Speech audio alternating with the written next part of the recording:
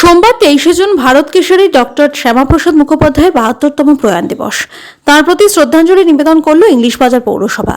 এই উপলক্ষে এই দিন সাত সকালে মালদা শহরের ফোয়ারা মোড়ে অবস্থিত ডক্টর শ্যামাপ্রসাদ মুখোপাধ্যায়ের মূর্তিতে মাল্যদানের মাধ্যমে শ্রদ্ধাঞ্জলি নিবেদন করলেন ইংলিশ বাজার পৌরসভার চেয়ারম্যান কৃষ্ণেন্দ্র নারায়ণ চৌধুরী, কাউন্সিলর শুভময় বসু, উদয় চৌধুরী সহ অন্যান্যরা।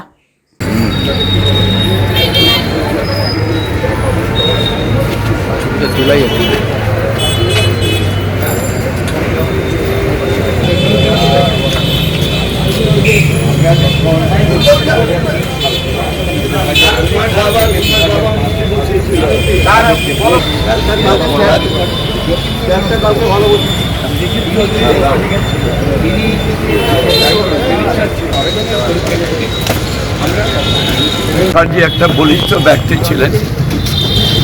তিনি কংগ্রেস যখন দেশ স্বাধীনের ভূমিকা নিয়েছিলেন, তিনি অগ্রণী ভূমিকা নিয়েছিলেন এবং প্রথম পণ্ডিত জওয়াহরলাল নেহরুর ক্যাবিনেট মিনিস্টার তিনি ছিলেন।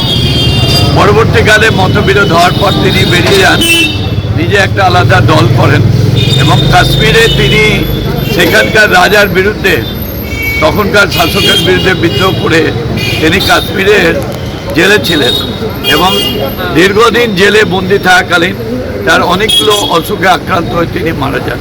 আজকের দিন তাকে শ্রদ্ধা জানাচ্ছে, সারা ভারতবর্ষ জানাচ্ছে, সবাই জানাচ্ছে।